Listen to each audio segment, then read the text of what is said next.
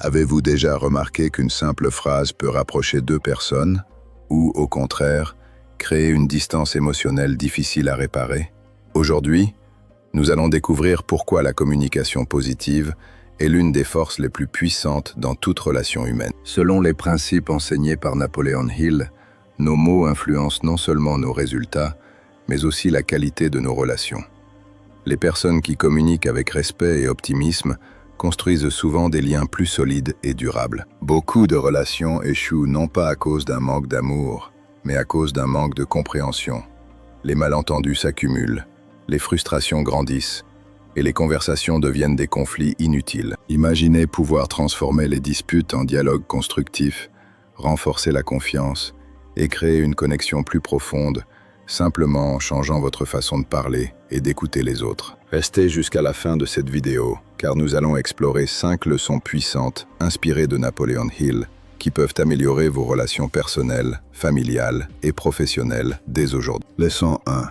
Les mots créent la réalité. Napoleon Hill croyait que nos pensées influencent nos actions, mais nos paroles jouent également un rôle essentiel dans la manière dont les autres nous perçoivent et réagissent à nous. Lorsque vous utilisez des mots encourageants, vous créez un environnement émotionnel positif qui favorise la confiance et le respect mutuel. Les critiques constantes peuvent affaiblir une relation.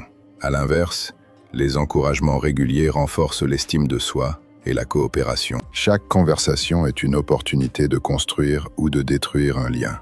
Les mots choisis avec soin ont un impact durable. Les personnes positives attirent souvent plus facilement la collaboration, car elles donnent aux autres le sentiment d'être valorisées. Exprimer sa gratitude est une façon simple mais puissante d'améliorer immédiatement la qualité d'une relation. Un simple merci sincère peut parfois avoir plus d'effet qu'un long discours rempli de conseils. Les mots influencent également notre propre état d'esprit. Plus nous parlons positivement, plus nous renforçons une attitude constructive. La communication positive ne signifie pas ignorer les problèmes. Elle consiste à les aborder avec respect et ouverture. La première leçon est simple.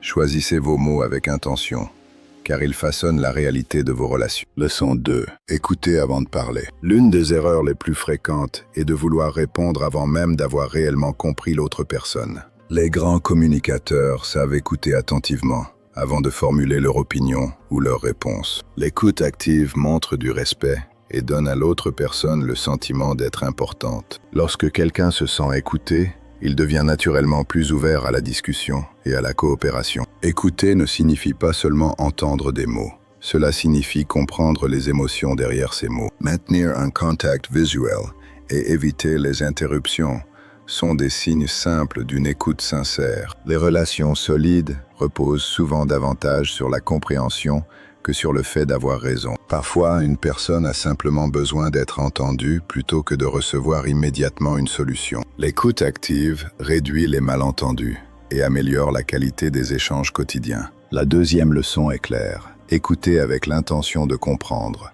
et non simplement avec l'intention de répondre. Leçon 3.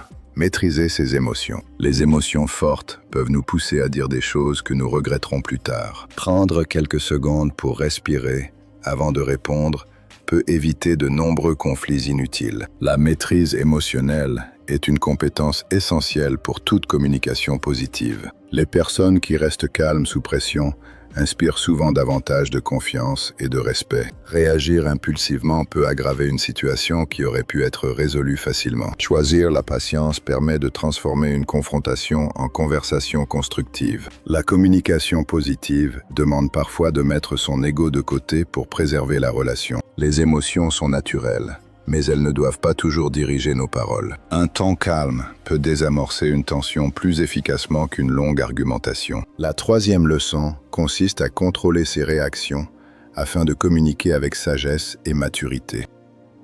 Leçon 4. Cherchez le point commun. Napoleon Hill soulignait souvent l'importance de la coopération pour atteindre le succès. Dans une relation, la coopération commence par la recherche d'intérêts et d'objectifs communs. Au lieu de se concentrer sur les différences, il est souvent plus utile de rechercher les points d'accord. Les personnes qui collaborent efficacement créent un climat de confiance et de respect mutuel. Même dans un désaccord, il existe généralement un terrain d'entente qui peut servir de point de départ. Reconnaître la perspective de l'autre ne signifie pas abandonner la sienne. Cette attitude favorise des discussions plus équilibrées et plus productives. Les relations prospèrent lorsque les deux parties sentent que leurs besoins sont pris en considération. La recherche de solutions gagnant-gagnant renforce les liens à long terme. La quatrième leçon est de privilégier la coopération plutôt que la confrontation.